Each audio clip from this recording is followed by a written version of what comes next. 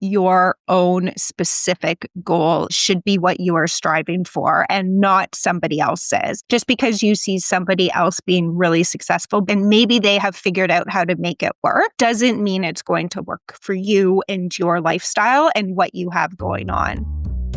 Welcome to the Lara Jane Layton Show. This podcast is for you, the person who keeps putting others first. Your self-talk has held you back. You no longer need to take a second seat. Let's explore ways to overcome self-doubt. You can silence that inner bully voice and achieve your full potential. Here's your host, Lara Jane. Welcome to the show, friend. My new best friend, Tarra, is here with me, and I am really excited about this topic. We are going to talk about stopping or quitting the cult of busy. And you go, a cult? This isn't no religious group I signed up for. And then I was kind of looking at some of the synonyms, and it's talking like admiration for, or fixation on, or idolization of. And I think back and I felt proud of myself when I worked a 55 or 60 hour week. It's like, boo-hoo-hoo, look at me, I did this. But at all that time, I had forgot how important I was in this situation and how important it is to take care of yourself. And work's not the only thing. So how do we quit that cult of busy? So Tarra, the information about you is in the show notes. Let's help our friend and I, for sure, figure out how to get out of that cult. Yeah, it's actually fascinating. So when I started my business was when I thought of the tagline, quit the cult of busy. And it was purely because I saw that people, exactly like you were saying, were justifying the hours that they were working or making their self-worth equivalent to the hours that they were working. And I remember that before I started my business, I was working with a founder of a large charity, and I was his assistant. And I remember looking at how big the charity was growing, how successful it was, and looking at him and seeing that his calendar, which I was scheduling, was back to back to back to back to back to back to back. And he was running from meetings, and we were in, it was before Ubers, we were in like taxi cabs going to meeting, or sometimes I would drive him. So he would take calls. He would take calls as the airplane was taking off, as we were going out to, speaking events. And I always thought that that's how you were successful, is filling your calendar with all of these things. And if you had any white space in your calendar, you weren't going to be successful at all.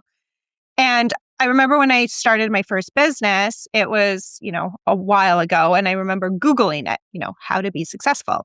And as we all do, Google is our biggest problems. And Google told me two things. Google told me, one, to hustle. And at first I was like, oh yeah, that's what, this head of the charity was doing. And then I thought, but what does hustle mean? I couldn't, in my kind of type A brain, I couldn't quantify it. It wasn't telling me, go and send 100 emails a day, or go to 17 events in a month, or, do whatever, send, flyers to 1,000 people. It wasn't telling me what to do. And so I was like, well, why am I being busy then? Am I just being busy to be busy? And then I started looking at all these people going, are they being busy on the right things, or are they just being busy to say that they're busy? And look at me, I worked, as you said, 55 hours, so I must be a superstar. And then I started realizing that the people who were really looking at how many hours they worked and not necessarily the quantity of hours that they worked, were the ones that were actually rising to just a certain level and then failing because they weren't working on the right things. And until I figured that out, I did the same in my business. I was, being busy to be busy, and I wasn't actually being busy on the right things. And I really think that being busy, and busyness is like an epidemic in the modern world. Like we rush everywhere. We jaywalk, we run across red lights. Like, where are we going? When a plane lands, everybody stands up before the seatbelt light is even off and starts pushing before the doors open. Like, why are we in such a rush? I've never understood that. And I don't know if I will ever understand that. Maybe you can help me answer that. You make me giggle because I used to go, we're not getting out any faster. Like we're Oh, still taxiing to the thing and people are getting their luggage down. And then I thought, oh, but if you are really scheduled that tight, like I'd usually fly in the night before, and so that I had time to get to the hotel and be fresh by the next morning. But I do know our CEO would fly out, run to the meeting, get back in the airplane and go to the next stop and the next stop. And I see why they would want to be the first out the door, because you're not behind everybody being slowed up by the person who can't quite get their bag out. So, yeah. I get why. But at the same time, I started finding that when I had back-to-back meetings and I didn't have that time to brain dump the first meeting, they got confused and I forgot what subject they were going for. And so I would start, after a meeting got booked, I'd book 30-minute for reflect. So nothing got over top of it so that I could sit down, take the notes, make sure everything got taken care of. And that I wasn't at the end of the day and going, I don't know what just happened. This whirlwind came through and was gone. And so, when you were talking about this cult, it's like, I've been there and thought that was the best way to rise to the top. And yes, I was able to rise close to that. I didn't ever want to be a CEO unless it was of just my own company. But, it's the idea of how far do you really want to go and how are you going to get there? And you're That right. is really It is a goal. important. Yep. Yeah, I think you should put a pin in exactly what you said, and we should double down on that because I think your goals, whatever your own specific goal is, it should be what you are striving for and not somebody else's. Just because you see somebody else being really successful, being in back-to-back meetings, and maybe they have figured out how to make it work, doesn't mean it's going to work for you and your lifestyle and what you have going on. And I also really think that people come to me all the time and they say, I've just read this like amazing book by this really successful CEO and they wrote about their morning routine and I'm copying it exactly how they say it and I'm not getting any better at my work. And it's like, of course you're not. You're not them. You're not at their stage of life. You are, you haven't done, like, you're not them. So, of course, copying their morning routine isn't going to make you successful. It's figuring out exactly what is going to make you successful by doing whatever you need to do. We're all so different, Exactly. and I all the time, it's like, I cannot take the bird handbook and learn to be the best flyer if I'm a fish. And Yeah. it's not gonna work, and so I've gotta find the book for the fish handbook and follow that one, and it may take 4 or 5 books to read before you go, "This one resonates with my soul and who I want to be," because all of them can be successful, but a bird's not a successful swimmer, and a fish is not a successful flyer, but if you can be successful in your space. Yeah, so true. People also try to figure out, like they'll read, like I did, they'll ask Google or read a book of, what are the biggest time management tips to get out of this cult of busy or productivity tips. And really, if you break it down, there's a lot of people telling us, I think the productivity industry, the last time I looked, was worth $8.5 billion. It's probably more now. So that's a lot of people telling us what to do. But if you really dive into it, there really are only like 3 or 4 actual ways that people are saying it. They're just saying it in different ways, but it's only like 3 or 4 different themes that people are going over and over again. And one that you hear a lot is time blocking. Mhm. And I'm a huge believer in time blocking. And I think time blocking can really help you understand your schedule and get you to the point where you're like, oh, I actually am busier than I thought I was, or I'm actually as busy as I think I actually am, or I'm busier. And it also allows you to figure out exactly how you're spending your time if you can time block and then do a really good time audit. And we can get into that. But a lot of people will time block everything in their life, which is if you look on, how to time block, they tell you that. They tell you to put in like your personal, they tell you to put in your breaks.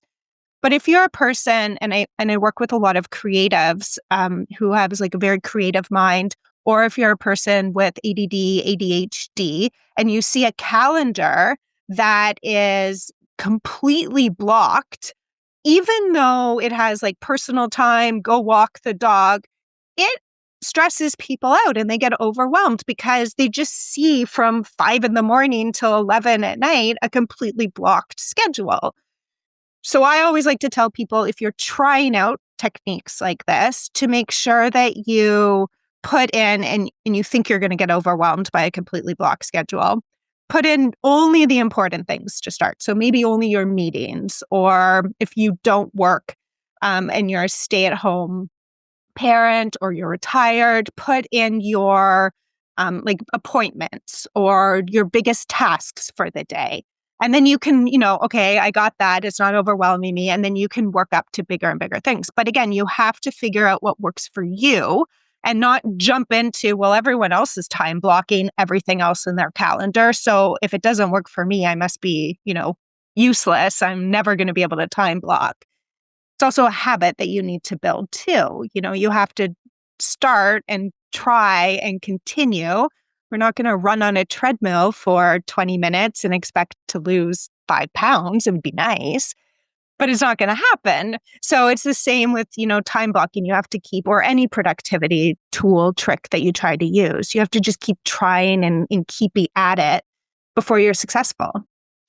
One of the things I did, because I definitely would get overwhelmed with the calendar, just like, what am I going to breathe? Because it didn't look different. And I don't think the Google Calendar does this, but the Outlook calendar does. It lets you color them. And so I would Google color does. code.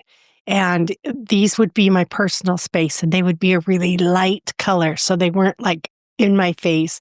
And then I would color code my different meeting types.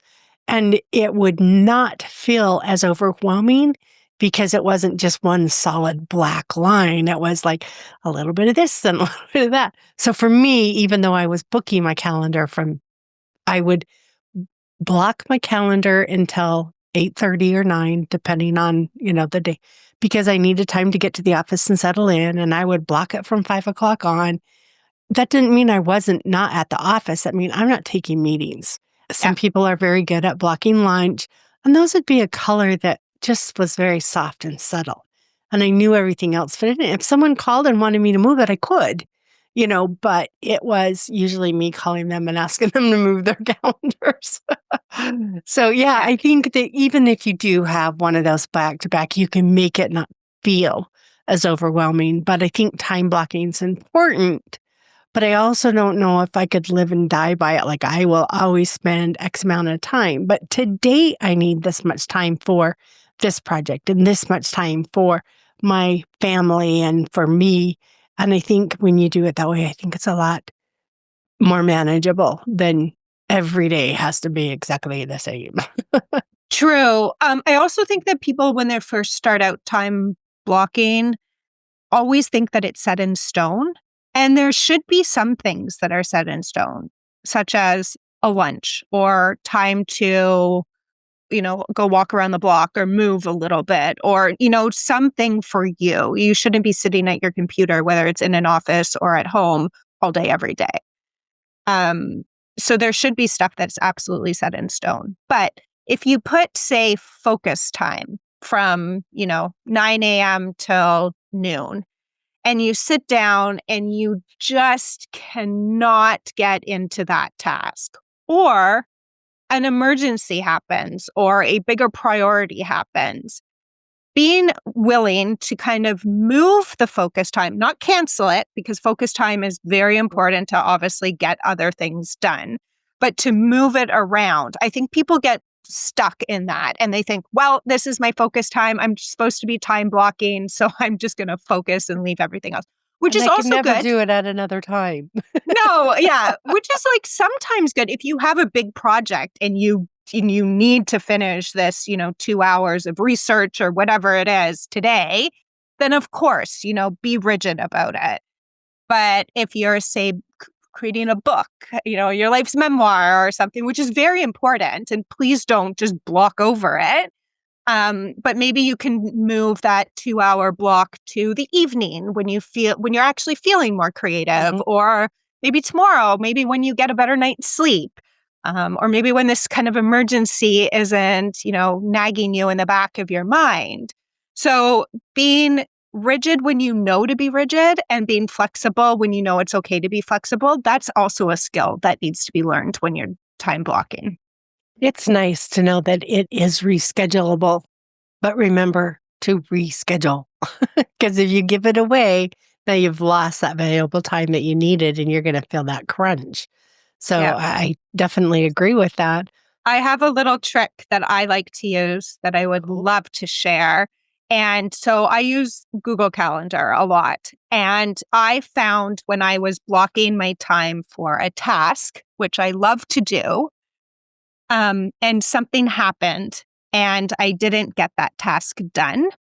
Yes, I could move that block of time to another time in my calendar, but sometimes I'm running really fast. I run 2 businesses, I have a life. Like, it's sometimes I don't remember to move that to another day or another time slot. And the calendar just keeps on ticking and goes by. And now I've completely forgotten about what I wanted to do until the deadline happens or I'm in a meeting and I'm like, oh, no, I didn't do that. I didn't move it to another time. Yes, sometimes you can block out time at night to like rethink your replan or in the morning. But again, sometimes we're just really busy and we don't have time to do that, depending on the season we are in our life. So what I like to do is Google does this really well is they do tasks. And so I will block my time, my calendar, but then I'll make a task. And the task will keep appearing as a past task until I actually check it as complete. So then I know, oh yeah, I still have to do that. I still have to do that. I still have to do that. And I don't have to keep looking back in my calendar. What day did I have that task scheduled again? What did I name it for searching? I can just see it in my list of tasks, which I love. And I also love that because I don't have to go into another program Mhm. to look for it. And I don't have to, I live and breathe by my calendar. So I am always in my calendar, but I don't have to search through a million pages in my notebook. Where did I write that list again? It's just all there in my tasks, which I love. Yeah, and I've used the Outlook test and it does that too. Well, I guess it's called Exchange, but it also let me put notes. Like, Yeah. so I was able to, I remembered this about this and I could put it in there. And then all my thoughts were together and not on in 30 different notebooks, scratched on sticky notes that was in one place. And it made it really nice. So um, I'm going to experiment more with the Google one because I would like to get it to be my primary. Yeah. What I love about Google too, and this is not an ad for Google by any means, but I am not getting paid by them. But I love that it will show you how many, if you color coordinate and, kind of time block your calendar in a specific way, it will show you how many hours of the day you are spending on whatever category it is. Mhm. So you can see I was in 13 hours of meetings today.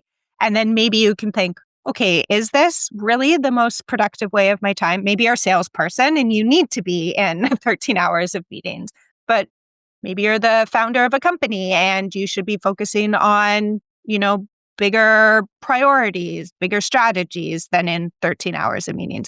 And you can see it in the colors right there, which I love. So it will probably help you too. Yes, I think, not everybody's into the colors, but it really helps me not feel overwhelmed by one great big thing. Let's take a quick break, get a word from our sponsor. When we come back, how do we I mean, talked about these little tips, but there's that permission level. I think so many of us were raised that you must be busy to be successful. How do we give ourselves permission to step back a little bit? So we'll be right back. Hey, since I rarely have openings in my coaching schedule, I have a new resource out there on my website. It is called the BFF Coaching Network. And I have offered a spot there for any coach that has been on this show to list their coaching. You can go out there, you can listen to their episodes, you can feel a little bit about them, and then choose a coach that will work for you. So LaraJaneLayton.com, the BFF Coaching Network.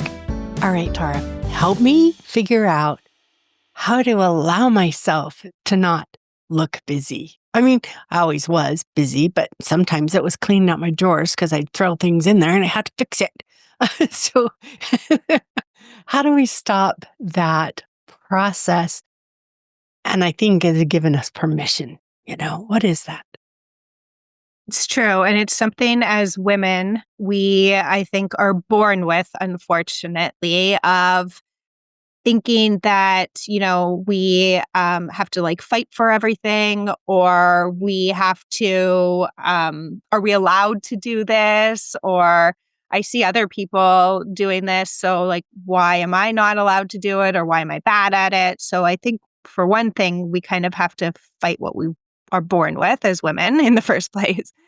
But some tricks to be able to do that are a couple of things. And it all really revolves around mindset. And it really is an understanding, I believe, of what your biggest goal is and what you are wanting to achieve. And if this could be your goal, for your life, for 5 years, for the day, it could really be just kind of how you're feeling again in that season of life. And I know I talked about it before, but we all go through seasons. And I think we have to be okay with the season that we are in and if we are going to achieve our goal or not in that season. And to kind of double down on that, sometimes life throws a lot of crap at us. And we have to be in that season to be able to deal with it. And maybe we can't grow our business or, scale the corporate ladder. Maybe we have to just take a break for a moment at something to concentrate on our aging parents, or maybe there's a health issue in the family, or, maybe we're going through a divorce, or there's things that happen that we can't have it all. And I think allowing us to understand that it's okay and nobody has it all. And it may appear that way on, socials and what people talk about. But because you see somebody really excelling in, say, their personal life, doesn't mean that their business life is actually excelling at that point and that speed at that exact time. Or just because you see these people making millions of extra dollars a month, on social media for their business, their personal life could be falling apart. But it's just, again, what kind of season you are in and what you are focusing on. So I always like to have a goal, and I always like to give myself permission to think about my goal. And I really think that, as women, we don't give ourselves permission to dream big enough. And I think that that is another problem. I think we always cap it. I think I'm okay with just a profitable business. Or, I'm okay with just getting here at my corporation that I work with or whatever it is. But in the back of your head, you're probably thinking, no, I want to make $3 million a year. And giving yourself that okay to dream big is the first step. And then being able to kind of break that down and really understand, this is my big goal. I've given myself permission to say it, think it, write it down. Now I'm going to give myself permission to actually take one little step forward. It doesn't have to be 8 miles in one day. It could be the tiniest little step. And just allowing yourself to kind of grow that and build that muscle is really important to have the confidence to just keep on going every single day. what if we're wanting to figure out how to get out of the office by 6? I mean, so many of us, I hated a big to-do list, and I wanted as many of them done today as possible so I didn't have to do them tomorrow, but it never seemed to get smaller.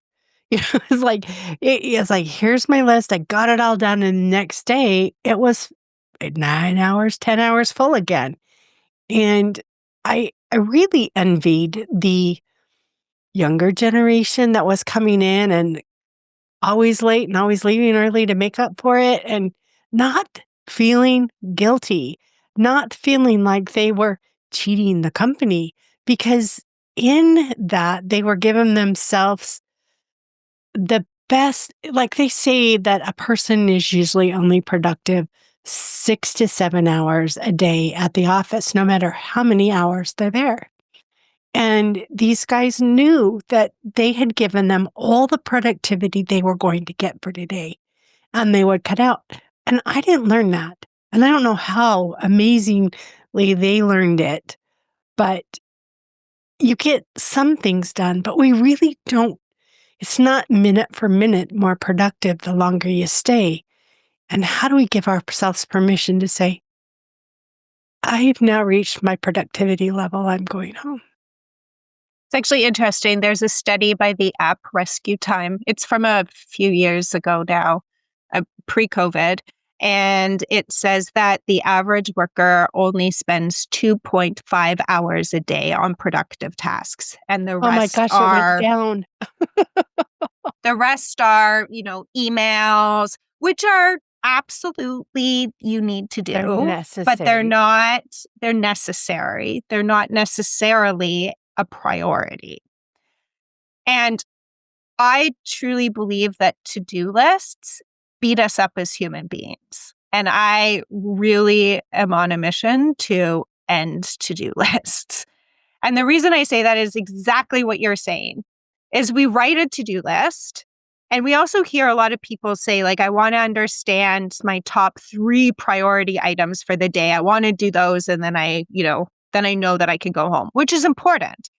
But sometimes the priority list is actually a to-do list and not really a priority list. And we can get back into that. But a to-do list, we write down all the things we have to do. And we think that we somehow miraculously are going to, add 6 hours more in the day so we can actually get this done. And so we have this wonderful to-do list and we go out in the world and we maybe get one done. And then we come home and we go, oh, well, today was horrible. I only got one thing done on my list. Okay, tomorrow's going to be better. I'm going to add it all tomorrow. I'm going to add tomorrow's list to it. And then I'm going to go out in the world again. And then you're going to get maybe 2 things done. And then you come home and you're like, well, I must be a failure at what I'm doing because I can never get these things done. So that's why I like to add them to my calendar. So I never have to-do lists. I always schedule my tasks in my calendar. And so you know exactly when that is going to be worth it by doing it. Like if you are scheduling time in your day to actually do the task, then the task better be worth it to do. I also always play by the 80-20 rule, and that is 80% of the tasks I do on a day-to-day basis must move the needle a little bit on my bigger goal. Whether it is if you're a salesperson for a bigger company, whether it's, my bigger goal is to sell X number of dollars extra per year, whether you're growing your business. If that task doesn't move the needle a little bit, then it goes into the 20% of just like life's tasks. We're humans, we're adults. We have a lot of life tasks, like get the car oil changed and, renew our passports and things like that. And I think a lot of us are putting those on our to-do lists. And that's why we keep failing, because those priority tasks are actually coming in and we're wanting to do those, but then we kind of hear all this other nonsense. So if you go through the 80-20 and just make sure that 80% of your tasks are moving the needle, then you're going to excel at whatever you've set out to do a lot faster. You're going to feel more accomplished. And if you're giving yourself permission to put it on your calendar, then you might as well do it. because you've taken the time to schedule it into your calendar. Why are you not doing it in the first place?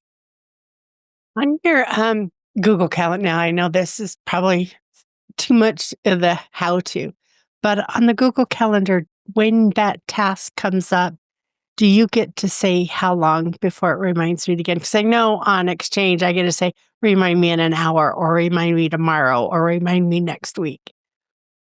No, the Google Calendar just kind of pings you, and then that's, actually, it might give reminders. I turn off all my reminders because I sit in a lot of meetings, but it actually might give you reminders now that I think about it. But what I like is that in the day, if you go through and you haven't checked off all your tasks, then the next day at the top of the calendar, it will say like 18 tasks. And you're like, oh, Like that, okay. like I'm panicked. Yeah.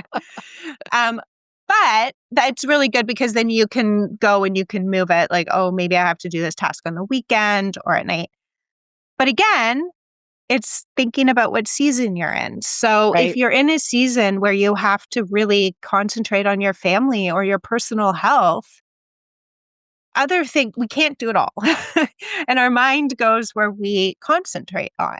So if we're concentrating on, helping people in our lives, then we can't, do a million things at the office as well. And we just have to be okay with that and understand that everybody is like that. I work with, and I have worked with a lot of celebrities and a lot of very high profile people.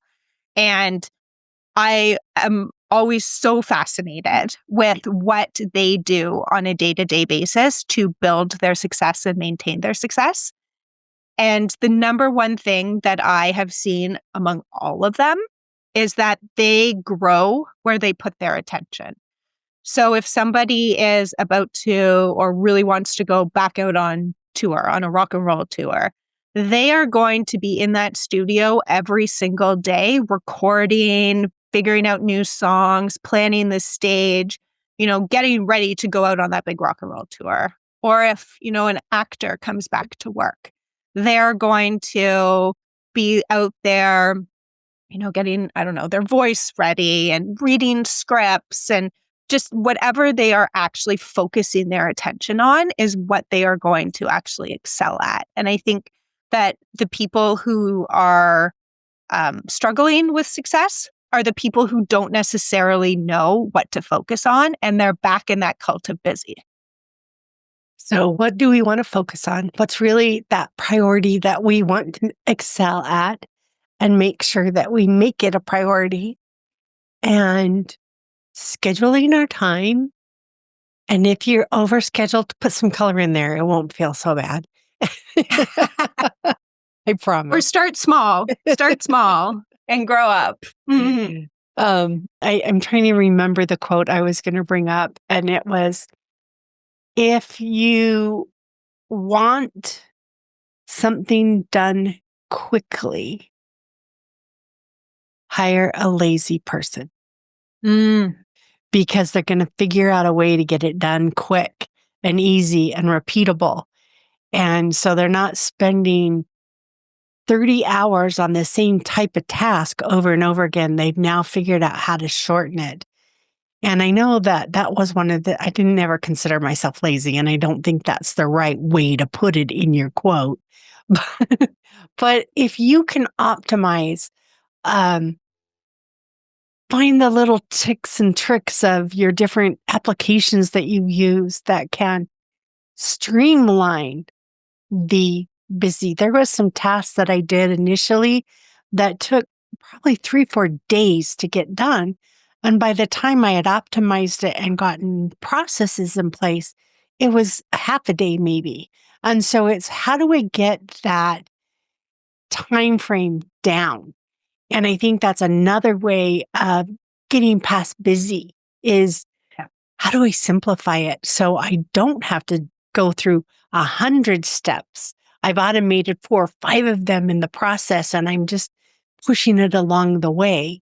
And so I think, not everything's automatable, but the better we can do that, the more we can free up our brain time. Systems. You can explain it in one word, and that is systems. Systems create success. And the people who don't have systems are the ones who struggle. And systems don't have to be, as you said, technology or automated. They could be like a system of how you make dinner every night. And, you know that your knives are in this one drawer and your, pots and pans are here. And you kind of don't even have to think about it. And that's when you can actually do things a lot faster. I have a meal prep cart. It's Yeah, all there you those go. utensils that I don't use daily, but would be in 30 different spots. And I put it in my pantry. And when it's meal prep time, the cart comes out and everything is there. And when I put it back, it goes back on the cart, back in the pantry. And I mean, that's my system for cooking meals for every day of the next week, which takes 4 hours, but it's in a time frame where I don't care. I'm with Yeah, my family. We're doing things together.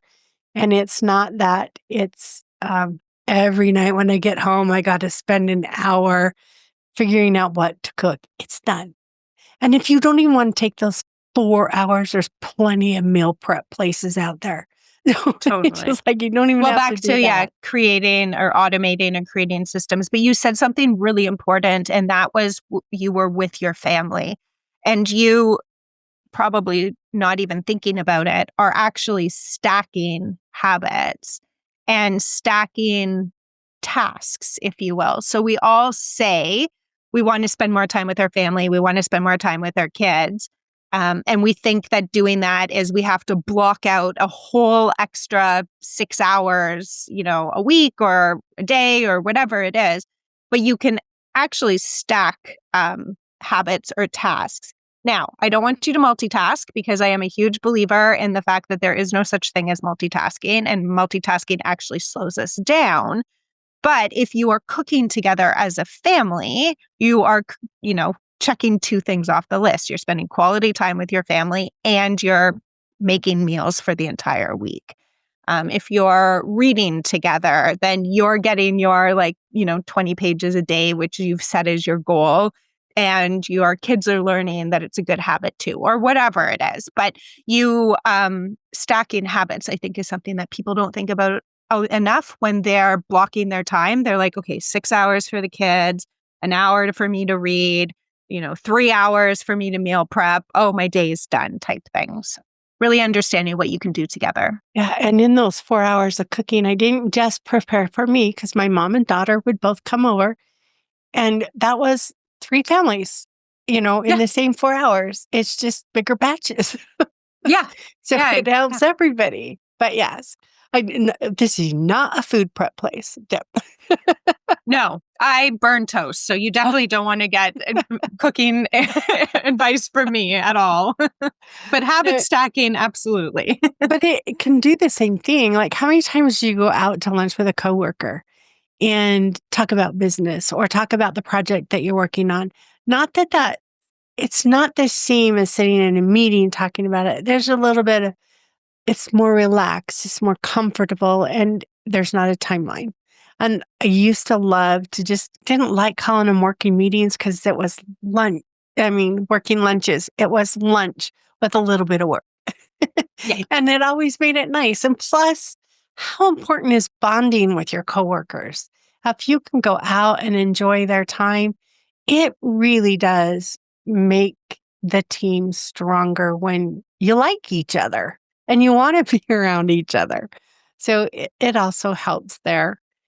I don't know if that We have to helps. though talk to the, people out there that are introverts and who might be going, I do not want to bond with my coworkers. This is not for me. And that's I okay too.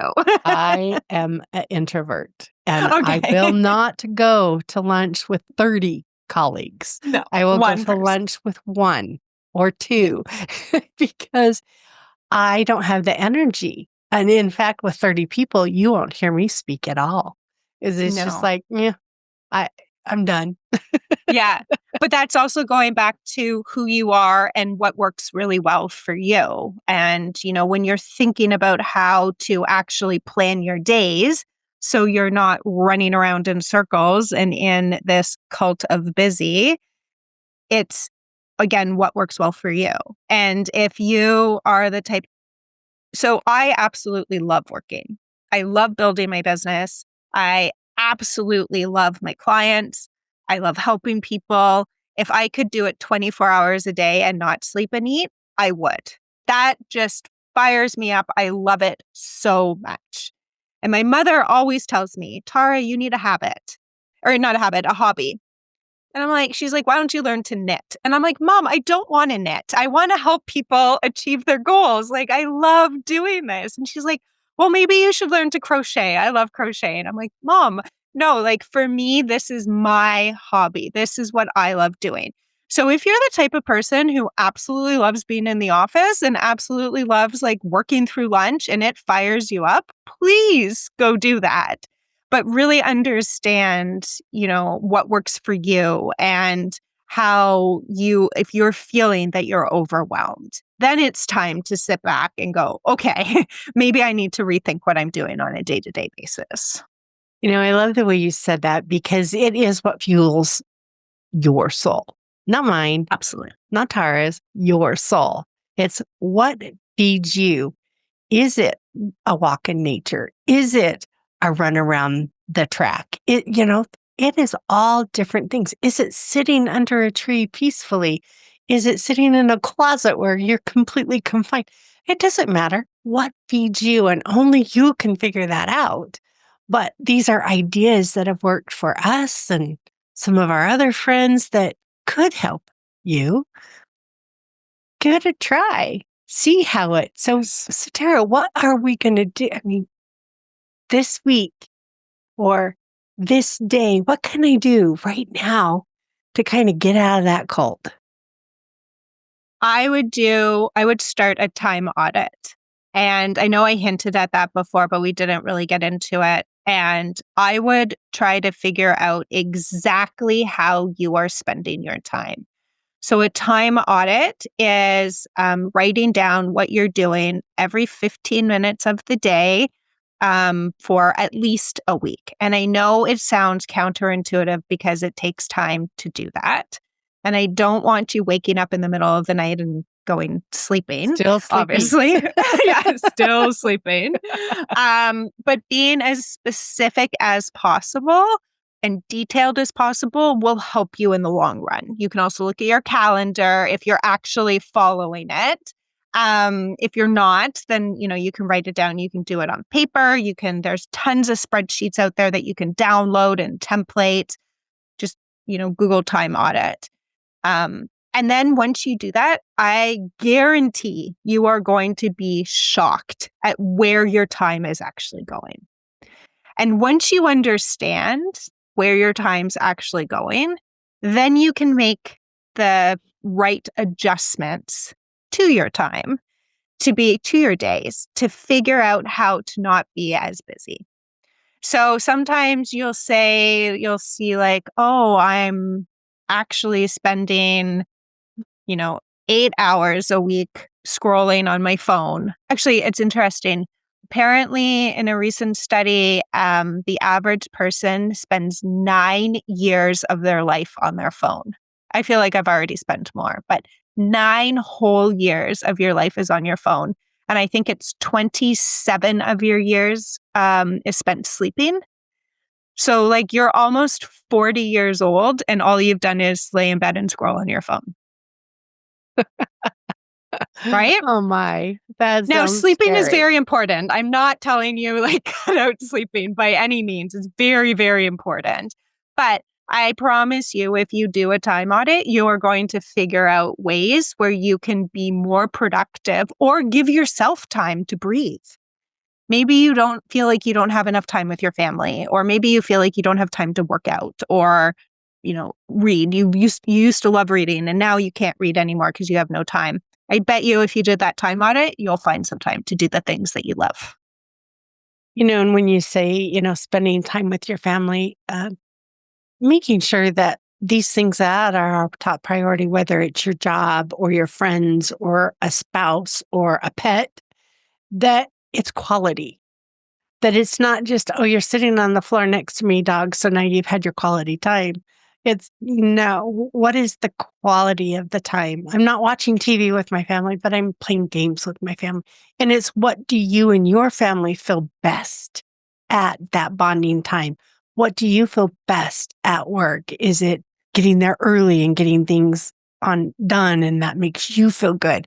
It's what is it that makes your work, family, personal time quality? I have Yeah. personal time. My husband left for the day. I'm here alone. I'll just watch TV. That could be your quality time. Or maybe you want to talk to a friend or a family while they're gone. And so it's not that you're alone or you're personal. It's what is the quality behind it? Yeah, absolutely. And giving yourself permission to have that quality time too. Because sometimes we feel like we're behind, or, this successful CEO that we've read a book about never, stops to watch Netflix, but I've stopped because my brain just can't go on today. That's okay.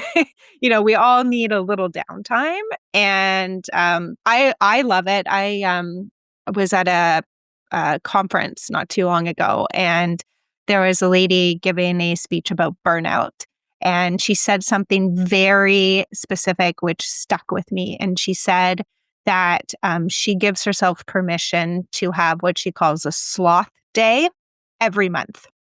So every month, she tells her family, "You're on your own for cooking, like for food, you're on your own. Like, I'm not talking to you today."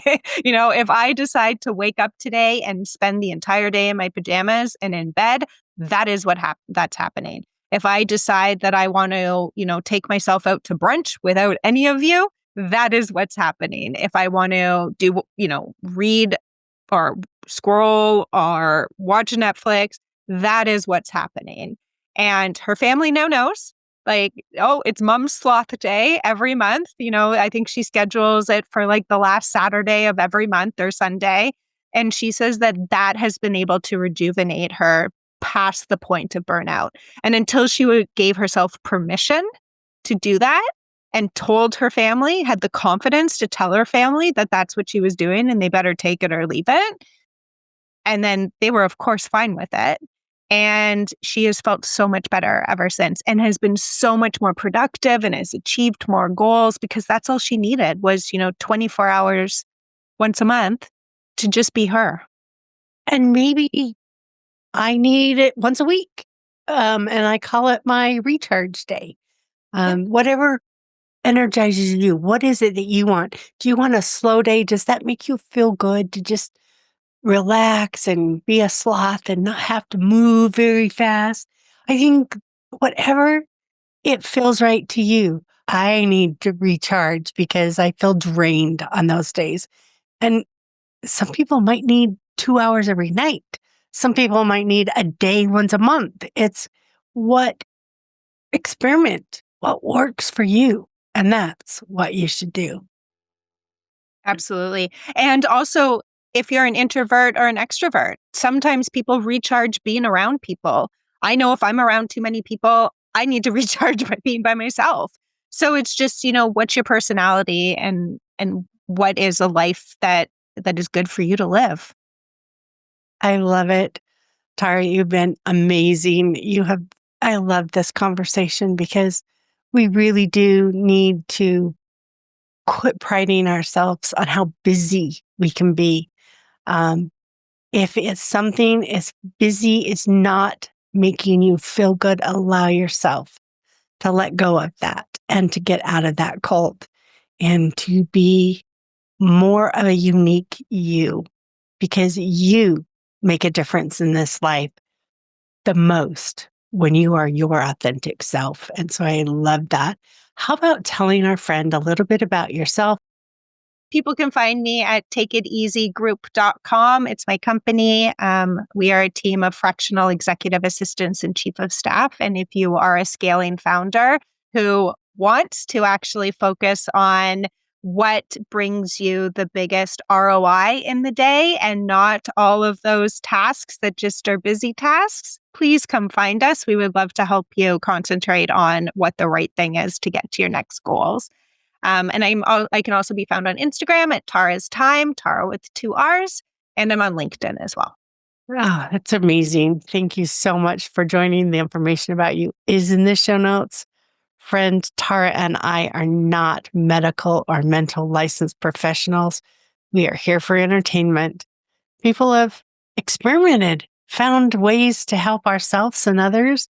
And if this can help you, that just brings joy to our lives. So stay tuned for the next episode. Are you tired of waking up exhausted? You are not alone. If you're looking to take your life back, let's start with the simple step of adjusting your self-talk. Stay tuned for the next episode with your host, Lara Jane. Remember to follow the show so you don't miss the next simple step that you can use to feel more confident. And please leave an honest review.